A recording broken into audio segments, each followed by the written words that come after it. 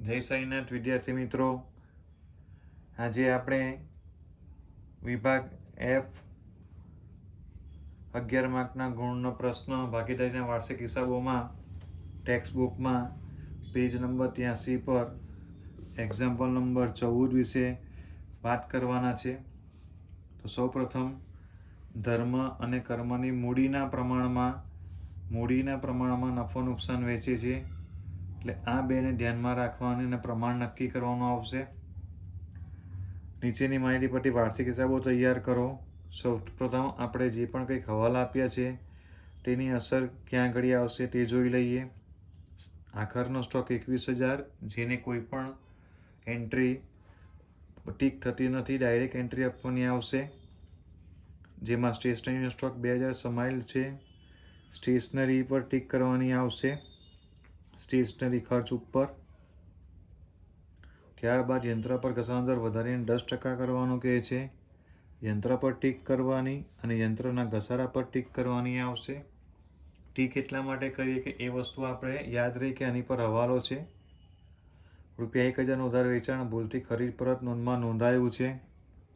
ખરીદ પરતની અંદર નોંધાયું છે એટલે ઉધાર વેચાણ જે છે ભૂલથી ખરીદ પરત નોંધમાં નોંધાયું, એટલે ખરીદ પરત આપણી પાસે જે છે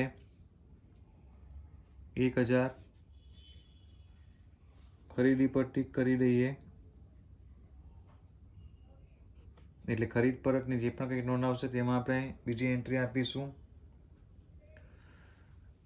ઉધાર વેચાણ છે, વેચાણ પર પણ ટીક કરી દઈએ. ઉધાર વેચાણ સાથે દેવાદાર સંકળાયેલા છે, દેવાદાર ઉપર પણ ટીક કરી દઈએ. એટલે લેણું આપ્યું છે અહીંયા. ખરીદી સાથે લેણદાર સંકળાયેલા છે, લેણદાર ઉપર ટીક કરી દઈશું. એટલે મીન્સ કે દેવું. હવે જાહેરાત ખર્ચ હવાલા નંબર 4, 1/4 ભાગ આવતા વર્ષે લઈ જવાનો છે. જાહેરાત ખર્ચ પર ટીક કરીશું. હવે વારાફરતી આપણે એન્ટ્રી આપીશું. સૌથી પહેલા ઉધાર બાકીની એન્ટ્રી આપીએ.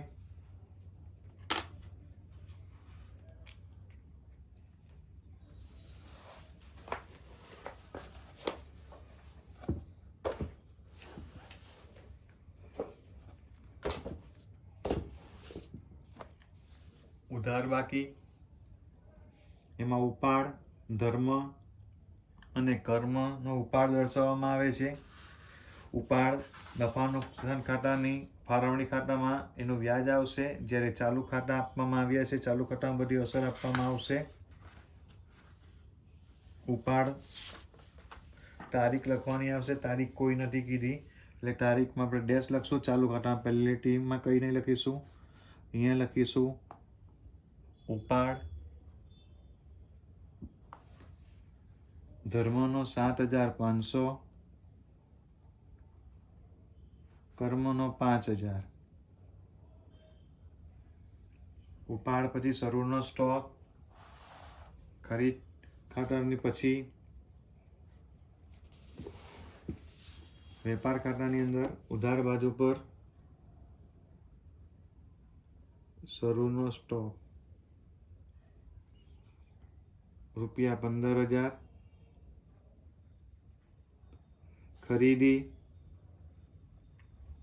ઇનરમાં રાખીશું 80,000.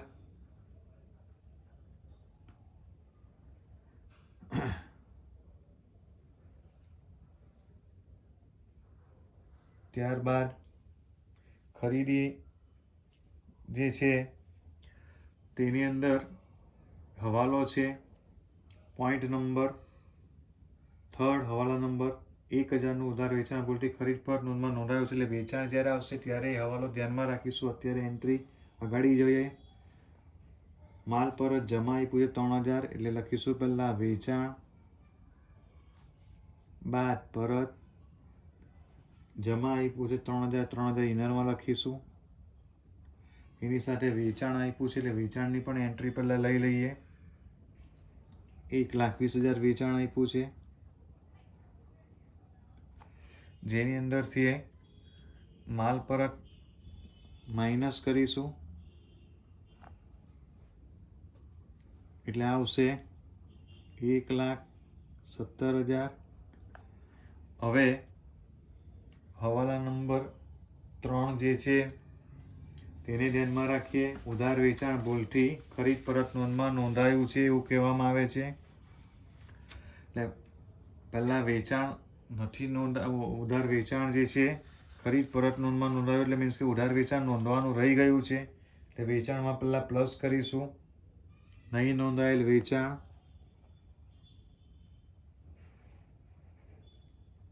નોંધાયેલ વેચાણ 1,000. આઉટરમાં 1,18,000. બીજી એન્ટ્રી પાકા સરવૈયામાં મિલકત લેણા બાજુ પર લેણો અથવા દેવાદારોમાં પ્લસ કરવાનો આવશે. થોડી જગ્યા છોડીને પછી જ લખીએ. લેણો આપવામાં આવે છે આપણને 27,400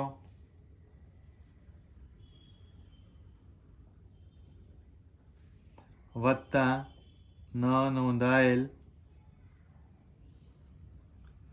વેચાણ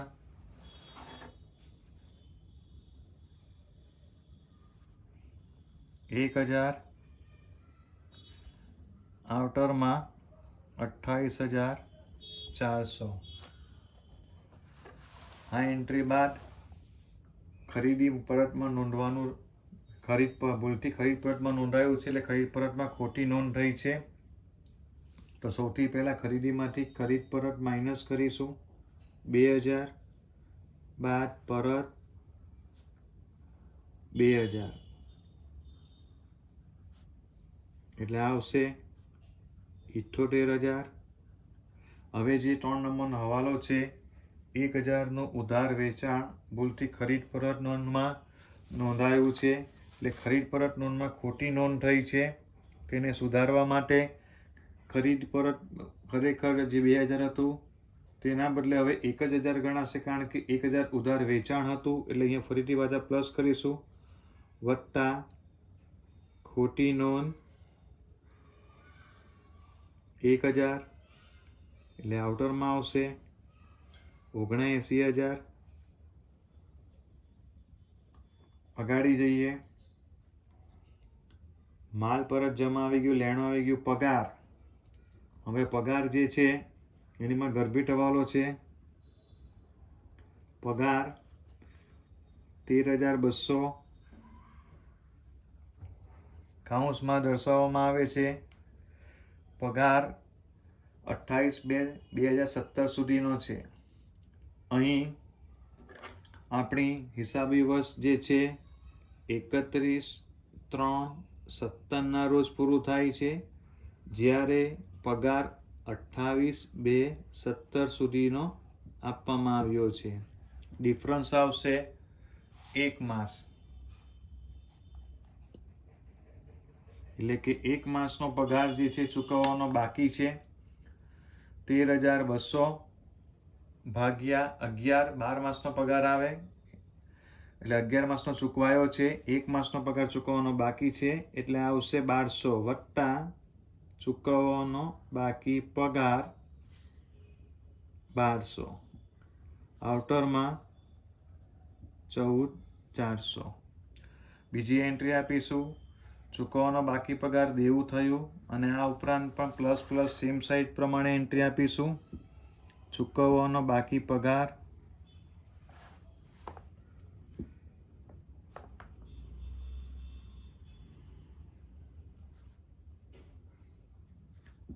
1,200. યંત્ર આપવામાં આવે છે, યંત્ર પર હવાલો છે. યંત્ર મિલકત બાજુ પર યંત્રો ઇનરમાં 71,760 એની પર ઘસારો પણ આપ્યો છે કાયદેસરમાં, જે પ્લસ કરીશું જૂનો ઘસારો વત્તા ઘસારો 6240 જે આવશે તેને ઇનરમાં રવા દેશું. 0 6 ને 4 10 શૂન્ય વધી તેની 1 7 ને 1 8 ને 2 10 શૂન્ય વધી તેની 1 6 ને 2 8 78,000. હવે જે કહેવામાં આવે છે તે પોઈન્ટ જોઈએ. પોઈન્ટ નંબર 2, યંત્ર પર ઘસારાનો દર વધારીને 10% કરવાનું કહે છે. 78,000 જે છે એના 10% એટલે 7,800 આવશે. યંત્ર પર ઘસારો બાદ ઘસારો કૌંસમાં ચાલુ વર્ષનો 7,800 એટલે આવશે 70,200 આઉટરમાં. એની બીજી એન્ટ્રી આપીશું. નફા નુકસાન ખાતાની ઉધાર બાજુ પર યંત્ર પર ઘસારો 7,800. યંત્ર પછી મકાન આપવામાં આવે છે. મકાન ઉપર કોઈ પણ જાતનો હવાલો નથી એટલે મકાન જે છે તેને ડાયરેક્ટ આઉટરમાં લઈ જશું. મકાન 80,000.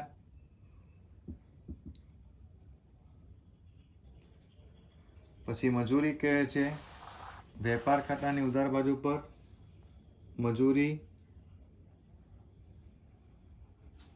1,600. વીમા પ્રીમિયમ કોઈ પણ પ્રકારનો હવાલો નથી, ખર્ચ છે. નફા નુકસાનની ઉધાર બાજુ પર વીમા પ્રીમિયમ 1,800. આપેલ વટાવ પણ નફા નુકસાનની ઉધાર બાજુ પર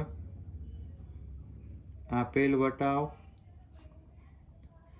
3,200.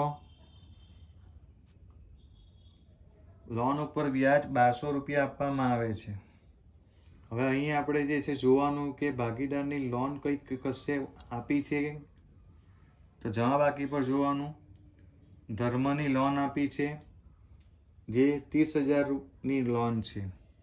તો ધર્મની લોન મૂડી દેવા બાજુ પર લખી દેશું 30,000. ધર્મની લોન 30,000. 30,000ના 6%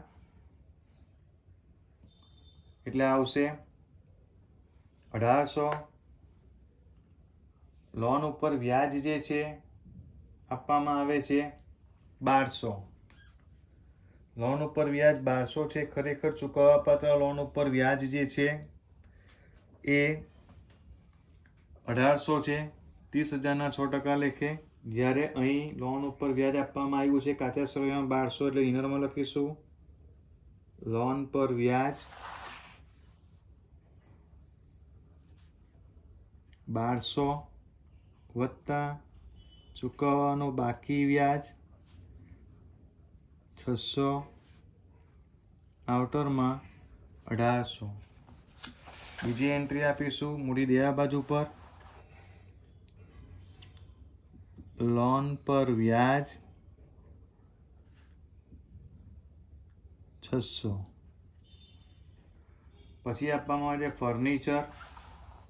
ફર્નિચર આપણી પાસે કોઈ હવાલો નથી એટલે આઉટરમાં લઈ લેશું. ફર્નિચર મિલકત લેણા બાજુ પર 87,000. પછી આપવામાં આવે છે સ્ટેશનરી ખર્ચ. સ્ટેશનરી ખર્ચ જે છે સ્ટેશનરી અને છપામણી આપવામાં આવે છે. તેમાં હવાલા નંબર 1 ઉપર કીધું સ્ટેશનરીનો આખરનો સ્ટોક 2,000 છે એટલે સ્ટેશનરી જે છે ઇનરમાં લખીશું. સ્ટેશનરી ખર્ચ આપવામાં આવ્યો છે 7,000 બાદ હવાલા નંબર 1માં કીધું છે સ્ટેશનરીનો આખરનો સ્ટોક. આખર સ્ટોક 2000 એટલે સ્ટેશનરી આઉટરમાં આવશે 5000. દરેક હવાલાની બીજી એન્ટ્રી આપ્યા પછી આગળ જઈએ. સ્ટેશનરીનો આખોનો સ્ટોક મિલકત બાજુ પર લખીશું. સ્ટેશનરી આખર સ્ટોક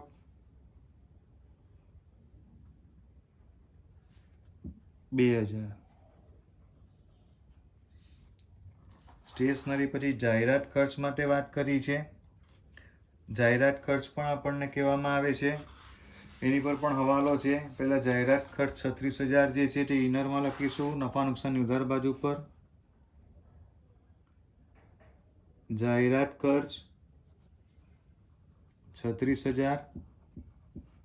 હવાલા નંબર 4 આપવામાં આવ્યો છે કે 1/4 ભાગ આવતા વર્ષ ખાતે લઈ જવાનો છે. 36,000 ભાગ્યા 4 કરીશું એટલે 9,000 આવશે. એટલે બાદ અગાઉથી ચૂકવેલ જાહેરાત ખર્ચ 9,000. 9,000 બાદ કરતા આવશે 27,000. અને બીજી એન્ટ્રી મિલકત લેણા બાજુ પર અગાઉથી ચૂકવેલ જાહેરાત ખર્ચ 9,000. જાહેરાત ખર્ચ પછી આપવામાં આવે છે રોકડ શિલ્લક 51,200. મિલકત બાજુ પર લખીશું રોકડ શિલ્લક 51,200. ત્યારબાદ ચાલુ ખાતું ધર્મનું ઉધાર બાજુ પર આપ્યું છે એટલે તારીખ આપણે ચાલુ ખાતાની અંદર લખવાની આવશે 1/4/16. બાકી આગળ લાવ્યા ધર્મમાં 17,000. કર્મમાં ડેશ. ઉધાર બાકી બધી એન્ટ્રી અપાઈ ગઈ. જમા બાકી પર જઈએ. મૂડી દેવા બાજુ પર લખીએ. સ્થિર મૂડી આપવામાં આવે છે. ધર્મ 1,40,000. કર્મ 1,20,000. આઉટરમાં 2,60,000. વેચાણની એન્ટ્રી આપી દીધી. માલ પરતની એન્ટ્રી આપી દીધી. પછી આવે છે દેવું. લખીશું દેવા બાજુ પર દેવું એટલે કે લેણદાર કહેવાશે 79,000. મજૂરીના બાકી દેવા પણ અહીંયા જ લખીશું દેવા બાજુ પર. મજૂરીના બાકી દેવા 700. ધર્મની લોન આપી દીધી છે તે આપણે લખી દીધું. મળેલ વટાવ નફા નુકસાન ખાતાની જમા બાજુ પર એક લીટી છોડીને લખીશું મળેલ વટાવ 6,600.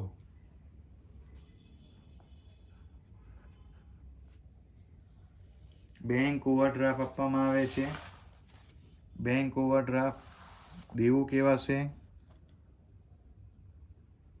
Bank overdraft 2,800. અને છેલ્લે આપણે તે ચાલુ ખાતું કર્મનું ચાલુ ખાતાની જમા બાજુ પર તારીખ લખીશું 1/4/16. બાકી આગળ લાવ્યા કર્મમાં 14,000. ત્યારબાદ હવે આપણે જોવાનું કે કોઈ પણ પ્રકારનો આપણે કોઈ પણ પ્રકારનો એન્ટ્રી તો બધી આવી ગઈ. કોઈ પણ પ્રકારના હવાલા જે છે એ બાકી રહી ગયા હોય તો વારાફરતી લઈ લઈએ. પોઈન્ટ નંબર ફર્સ્ટ આખર સ્ટોક કીધો છે 21,000. જેમાં સ્ટેશનરીના 2,000 સમાયા હતા એટલે હવે આખર સ્ટોક થશે 19,000. લખીશું વેપાર ખાતાની જમા બાજુ ઉપર આખર સ્ટોક 19,000. બીજી એન્ટ્રી આપશે મિલકત બાજુ પર આખર સ્ટોક 19,000.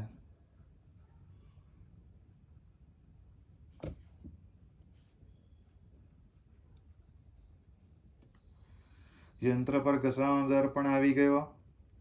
હવાલા નંબર 3 પણ પૂરો થઈ ગયો અને 4 પણ પૂરું થઈ ગયું. હવે કોઈ પણ પ્રકારના હવાલા બાકી નથી. એટલે સૌપ્રથમ વેપાર ખાતું જે છે એ બંધ કરીશું.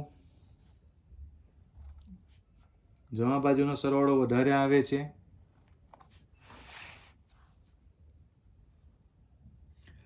$1,18,000 વત્તા 19,000 એટલે આવશે 1,37,000. ઉધાર બાજુની બાકી માઇનસ કરીએ 15,000, 79,000 અને 1,600 એટલે ડિફરન્સ આવશે અહીંયા, જેને આપણે કહીશું બંને બાજુ 1,37,000. ડિફરન્સ આવશે તેને કહીશું કાચો નફો. Question mark. તફાવત આવે છે 41,400, જેની બીજી એન્ટ્રી ક્રોસમાં લખીશું કાચો નફો 41,400. હવે સરવાળો કરીશું નફા નુકસાન ખાતાનો.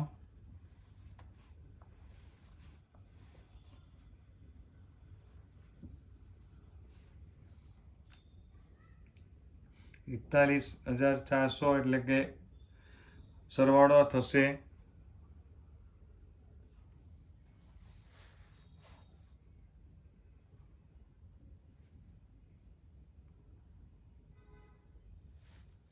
અહીંયા 45,000 આવે છે, જ્યારે ઉધાર બાજુનો સરવાળો વધુ દેખાઈ રહ્યો છે 27,000, 5,000 અને 14,000 છે. એટલે આના કરતાં વધારે સરવાળો ઉધાર બાજુ પર આવ્યો છે.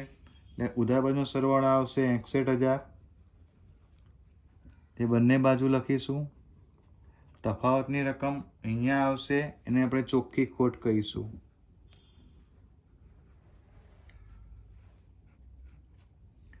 ચોખ્ખી ખોટ આપણે આવશે 13,000.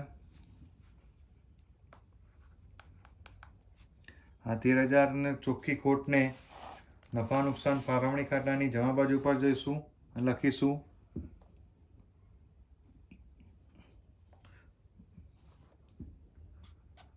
ખોટ. ક્રોસમાં અહીંયાથી અહીંયા આપણે એન્ટ્રી આપીશું એટલે 13,000 રૂપિયા અહીંયા આવશે, જેને અહીં મૂડીનું પ્રમાણ કહેવામાં આવ્યું છે. મૂડીનું પ્રમાણ આપવામાં આવે છે 1,40,000 મૂડી છે અને 1,20,000 મૂડી છે. બધા 0 કોમન કાઢી નાખીએ 14 અને 12 રહે છે. 2 વડે ભાગાકાર કરીએ એટલે 7/6 મૂડીનું પ્રમાણ થાય છે.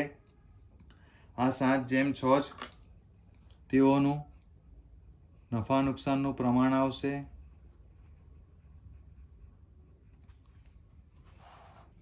કુલ મૂડી હતી 1,40,000 અને 1,20,000. આ મૂડીમાંથી આ કોમન કાઢી નાખીએ 0. 14/12 રહે છે. 2 વડે ભાગાકાર કરતા 7 અને અહીંયા આવશે 6. હવે આ 13,000 ને 7/6 પ્રમાણમાં વેચતા 7,000 અને 6,000 આવે છે, જેને લખીશું વેચણી પાત્ર ખોટ. પહેલાં બંને બાજુ સરવાળો કરી દઈએ. 13,000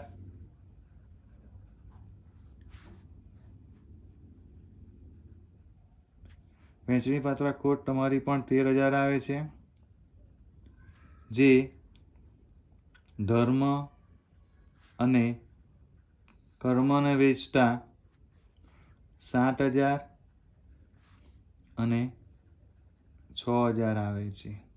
ક્રોસમાં એન્ટ્રી આપીએ. ખોટ તારીખ લખીશું 31/3/17. વેચણી પાત્ર ખોટ 7,000 અને 6000.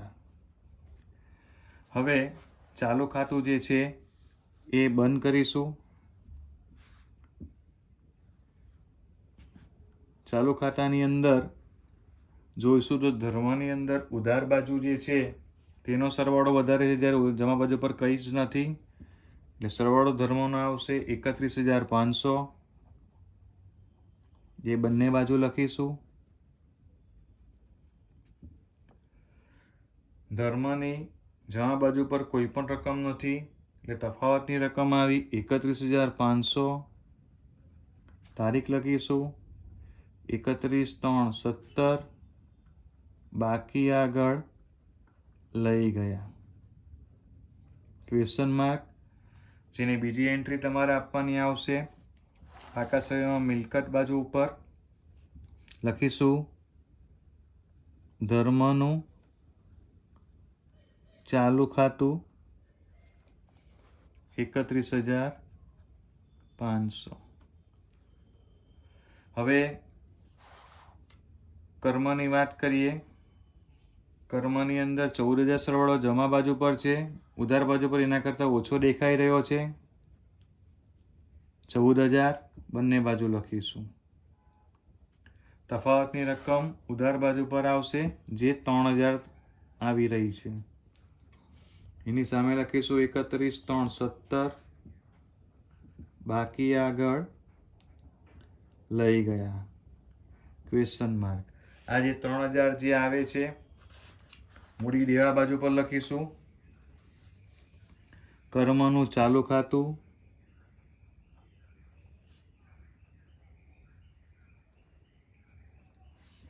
3,000. હવે સરવાળો કરીશું. બંને બાજુનો સરવાળો સરખો આવવો જોઈએ. બંને બાજુનો સરવાળો કરતા 3,78,300 આવશે.